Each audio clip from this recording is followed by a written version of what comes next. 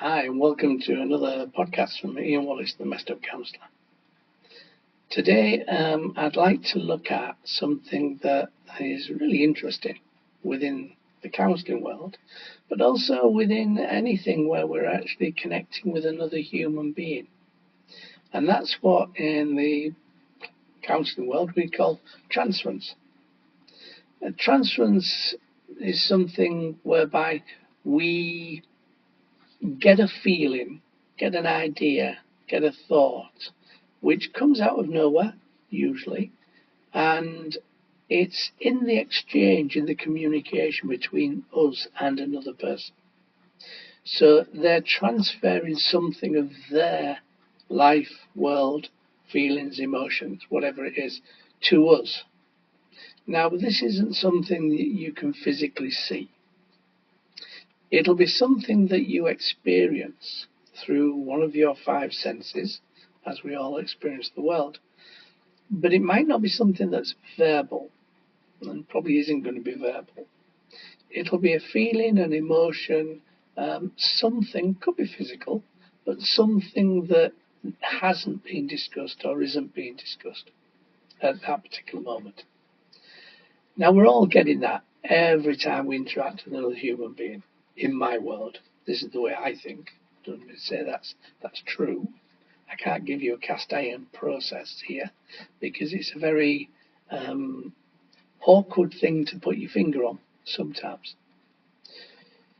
The way I tell people and work with people in this process, when I was doing the training with couple work, certainly couple work, but also individual work, is that if before a client enters the room on a session, you were okay, and as soon as you sit down with the client, you feel anxiety or apprehension. If it's the first time you've met them, that could be you. But if you've got a therapeutic bond with them, you've worked with them for a while, then it's more likely to be the client. And the reason why this is so important to kind of look at, think about, and get a handle on is because clients will always tell us what's going on. They might be unable to. They might not be able to share it. They might not be able to understand it's actually happening. We are blind to some things that happen around us. We don't see them, but we will experience them in some way, shape, or form. So they can be transferring that information to you, and you're picking it up, which could add really significantly to the work that you're doing with that client, because it is an exchange of information, even if it's something that's not tangible by the client understanding it, or us understanding it from the client. And this will help you to be more mindful of pace, definitely, of the work. So if somebody in a client process is working, we're working well, we're getting on, we're doing lots of processes around what next steps will be, all those kind of things. And they seem to be going with us, and they seem to be acknowledging that. Yeah, that sounds really, really what I want to do, and that's okay, and yeah, that. If then they are a type of client who want to please us, or want to make us feel as though we're valued and we're wanted, then they can say yes to things quite naturally without actually really getting into it, really becoming part of that process. It's a verbal process. Obviously, they're saying, yes, that's really helpful, or yes, that might be a good thing to do. But if inside they're feeling apprehensive, then you will pick up the apprehension. And then you can, without talking to the client, obviously, because it's something you're feeling, you can take that and just check it out. Check out whether or not what you're feeling is the reality, or is it just you? It could be. So we do some work around investigating, challenging, slightly challenging some of the client's processes and say, are you sure about that? Do you think that's a good idea, really? Have you got any other views on it? So it gives them that opportunity to open up that conversation and maybe get more of the real truth, the real way they feel. When I use this, and I've used this for many years, and nowadays it becomes much more able to be understood. It's like a library book. I'm adding more and more understanding the more I go on, and things will become very similar. So you can pick up on things that previously you've felt, and you can check out whether or not it's the same thing. So you can use it as a kind of a tool of experiencing it and trying to put some understanding on it. And when I do that in the work, sometimes that's where the aha moments come from. There'll be something that I'll pick up and I'll just ask the question, is this in your world at the moment? Is this how it is? Do you think, if we look at when you were age 6 or whatever it is that's kind of beginning to give me an idea, those things sometimes become the very things that move people on enormously, because it opens up dialogue about something that maybe they were scared about talking about, maybe they didn't remember it, maybe they've not processed it. And it can move the work into a very different place very quickly. Now, that's not always a good thing, obviously, because the client can be moved into places they were expecting. So we need to do some kind of holding work, some kind of keeping them safe emotionally in the process, or maybe even physically. And their bodies will tell us what they're feeling, where they're going with this process. As I said, transference is a really, really good tool. It's not an exact science. I can't say it is that or it is this, but it's a way of opening up dialogue, a way of checking things out and seeing whether or not things are real or not real. And as we move through that process with clients, then they can pick up on us. It goes both ways. It's not just one way. So, for example, we're going through some difficult things in life, and our clients are talking about those difficult things. Then they can be hesitant about going places and talking about things, not because they're aware necessarily of what transference is, but they may feel that there's this unnerving aspect, this feeling inside of it says, "Ooh, that's not very nice," kind of thing.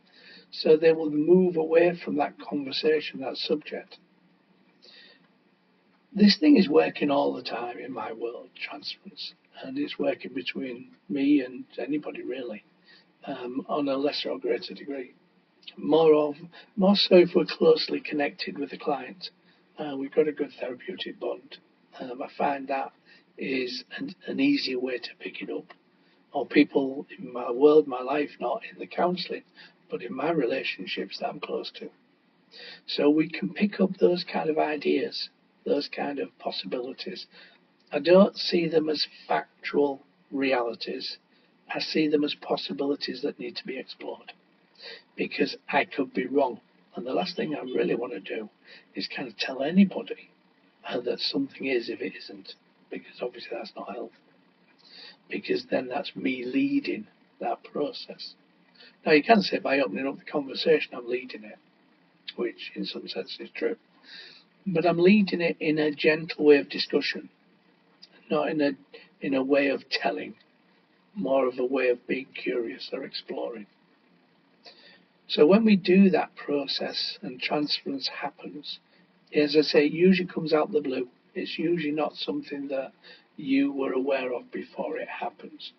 And it's sometimes a fleeting moment. It doesn't necessarily always stay for long. So we can just catch it. People respond with all their physical and emotional and mental aspects to the work that we're doing.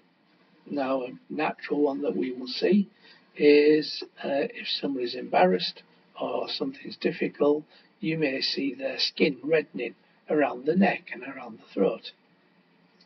That's a normal one that we would understand. You know, I think everybody's seen that as being embarrassed or being worried or concerned. So a body is giving us those ideas. Now, when you look at how people connect and how people communicate, then we're communicating. Words are probably the least form of communication in how we communicate. Body language, expressions, they're a much bigger part of that communication than we do.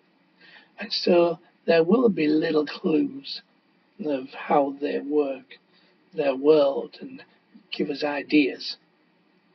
As I've said, for me, that's an important aspect of the work because it helps me to understand the client more.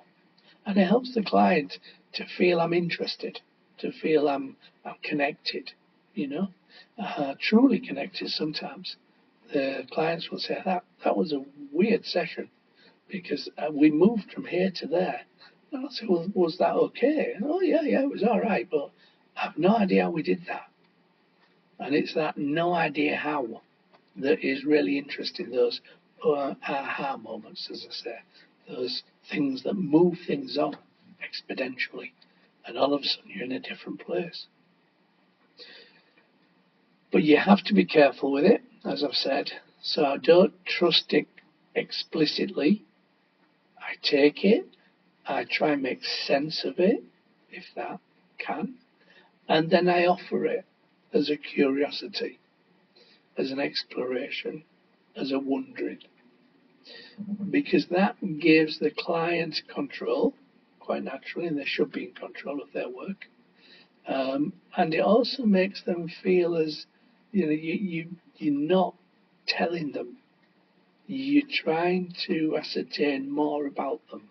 You're trying to understand them more. So it should, in some senses, increase the therapeutic bond between the two of you. Now, sometimes we can get it wrong. Sometimes I can get it wrong. But that getting it wrong doesn't necessarily create a problem.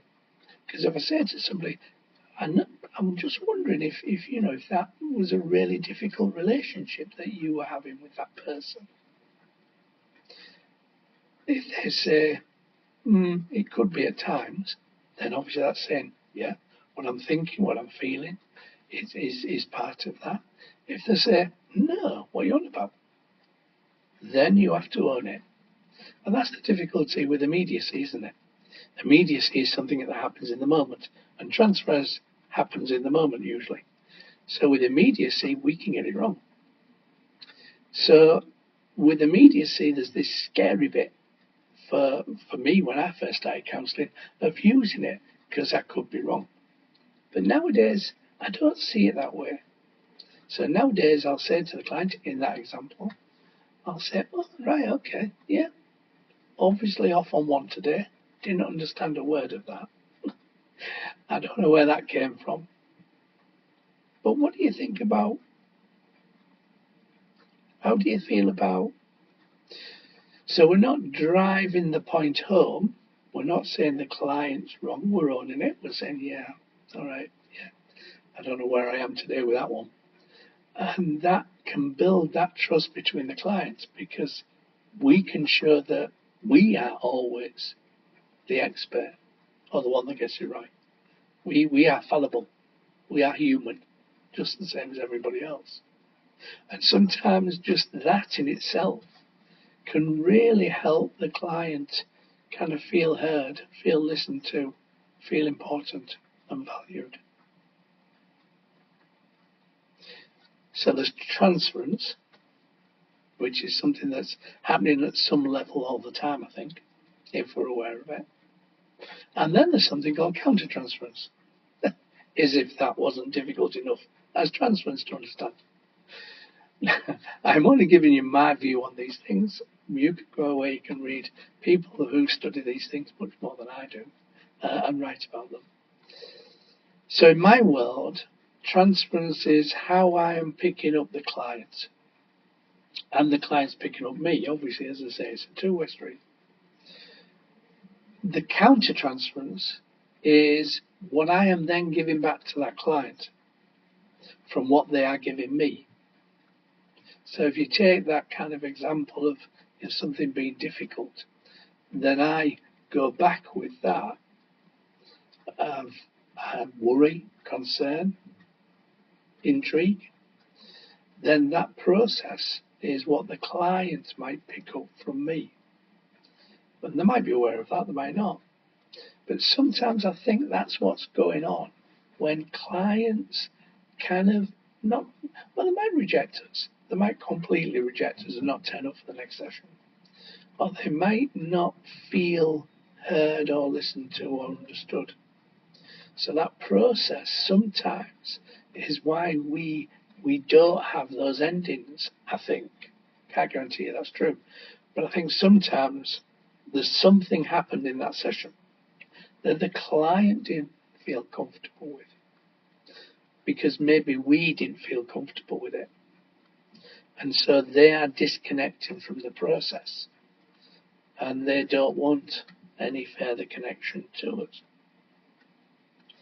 Now, sometimes we can't do anything about that. Obviously, we don't chase clients. If they want to make a booking, they make a booking. If they don't, they don't. In my world, anyhow. But that process means that we might need to check out whether or not that particular session was okay or not okay, comfortable or not comfortable, whether they didn't feel connected or didn't feel respected or valued, whatever it is, so that we can have that conversation. I mean, obviously, if they don't turn up or don't book another session, then more likely than not, you will have that conversation. But if they do turn up and you think that session was a bit hard or that session was a bit uncomfortable for whatever reason, then I'm a great believer in bringing that back in the next time I see them. So I'm just thinking, last time we saw each other, there seemed to be this kind of like, I don't know, this awkwardness. I felt that as well. You any ideas how it came about? And you open up that conversation, which could be really helpful for both of you. For you in understanding your transference more and counter-transference, but also for the client understanding their processing, how they process. Example of that is working with a couple, and this has happened many times.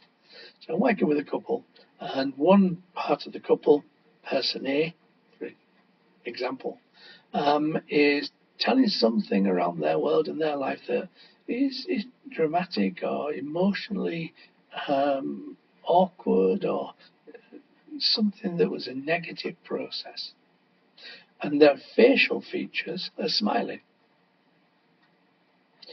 Now, I could not do anything with that. I could just rack it up as an understanding. Yeah. I could come in, dependent on our therapeutic bond, and I could say something like, "Oh, just noticed when you were saying that. I don't know, it felt like that I was confused.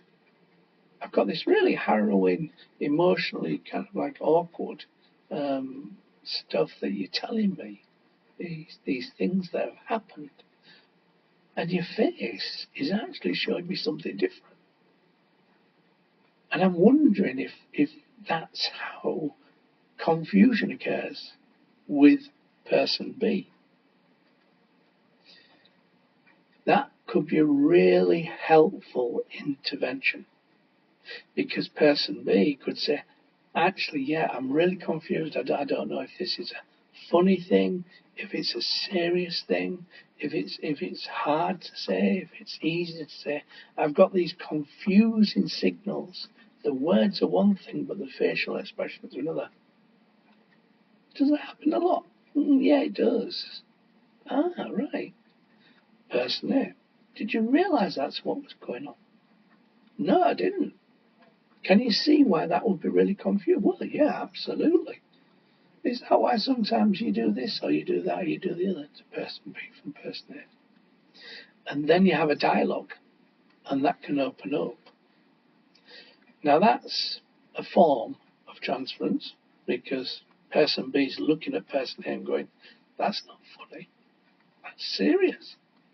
So that's the transference working, that we need to have that understanding, that communication, that exploration. So when you're in with a client for therapists, and when you're seeing your friends, if you're not a therapist, if you're just watching these because you like, everything that happens to us is part of our world. And most of it we can know something of. But there's a lot of things that happen to us that we don't know where they come from. And that could be transference. It could be in relation to the other person that you're in dialogue with or in relationship with. It's a bit of a weird, can't put your finger on it kind of world. But in the last 20 odd years that I've been using it, it's been really helpful most of the time. Very few times it's not been helpful, and I own that one if it's not helpful. But for most people, it is a helpful process.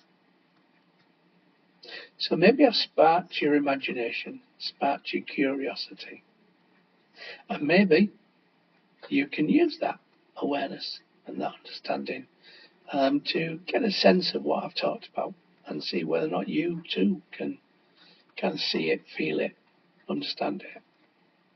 You'll never get it guaranteed. Don't ever put your hand on it and say that is solid, because it's not.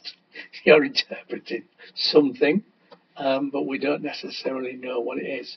So don't ever believe that you are 100% right. Always have that curious, wondering, are you looking at, is this up? Why? You know, because that will open up a dialogue. Because you could be wrong. It's a fascinating world, interaction with human beings, which keeps me doing what I'm doing, really. I'm fascinated by the interaction between human beings. Hopefully you are too. And hopefully these podcasts have given you ways of thinking about things and looking at things to open up ideas, open up conversations. If you like this, then please like, subscribe, share. There's 2 years now of these podcasts. I think we're on 116 episodes or something similar. It's more than 2 years. So from that point of view, if you like it, then subscribe to it, share it, tell people about it. My name's Ian Wallace. I'm the Messed Up Counsellor. Take care.